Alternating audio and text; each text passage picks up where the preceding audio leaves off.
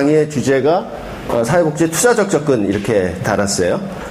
사회적인 문제에 대처하는 방식에는 크게 보면 두 가지 방식이 있다 이렇게 얘기를 합니다. 첫 번째 방식은 어떤 방식이냐면 흔히 얘기하는 수동적인 방식입니다. 다양한 사회적 위험이 일어나면 그때 구원하러 달려가는 겁니다. 실업이 생겼어? 그러면 신청해? 그러면 실업급여를 줍니다. 빈곤한 상태가 됐어? 자산조사해서 신청해? 그러면 공공부조를 줍니다. 이건 뭐예요? 위험에 떨어진 사람에 대한 구제 역할을 하는 거죠.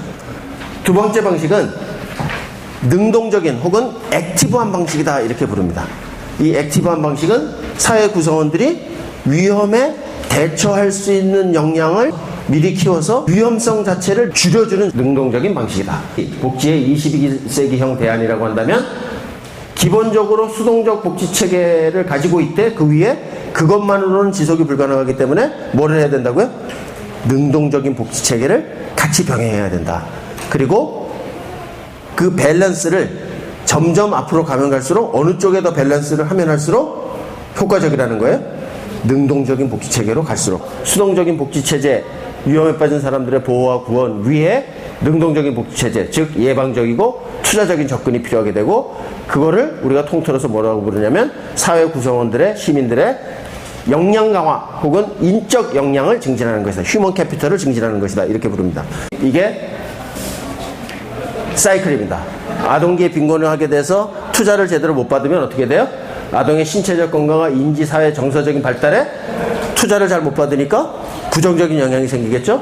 그러면 이게 나중에 낮은 학업 성취도라든지 비행 등의 행동적인 문제가 발생하게 되고 이게 연결이 되면 성인기에 열악한 사회 경제적 지위로 다시 떨어질 확률이 높아지게 되면 이 가구의 아동은 또 빈곤한 아동이 되고 이렇게 된다는 거죠.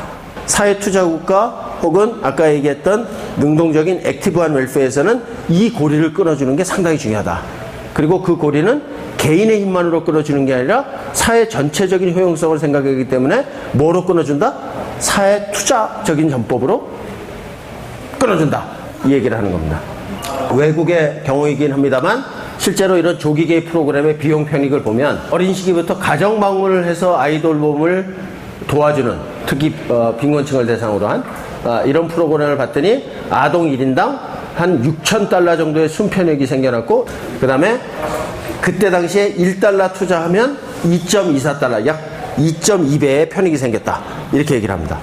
그 다음에 가정방문과 아동 교육 서비스를 결합한 프로그램의 경우는 그게 2.36달러의 편익이었고 그 다음에 시카고 CPC 프로그램 같은 경우는 1달러 투자당 약 한 7달러의 편익이 됐다 이렇게 얘기를 합니다. 여기서 얘기한 편익은 사회적인 편익입니다. 세상에 어느 사회에 투자의 개념으로 봤을 때 이거만치 확실한 투자가 없더라는 겁니다. 이런 인적 역량에 대한 사회적 편익이 훨씬 더 크더라는 거죠. 사회복지는 어떻게 생각하면 경제와 선순환 관계를 이룰 때 그 사회가 지속 가능한 사회가 되는 거죠. 만약에 사회복지가 없다면 경제가 아무리 발전을 하더라도 미래의 노동 영역에 대한 사회적인 인적 투자가 잘 일어나지 않고 그렇게 돼서 불평등이 높아지는 사회라면 그런 사회는 경제가 암만 발전한다 하더라도 지속 가능할 수 있겠습니까? 없겠습니까? 없다는 겁니다.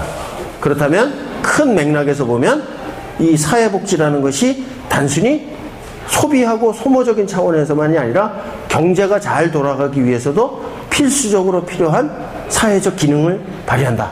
근데 그 기능을 발휘하려면 그런 사회복지는 어떤 사회복지가 돼야 된다고요? 사회적인 투자를 핵심적으로 하는 복지국가다. 이렇게 얘기할 수 있는 겁니다.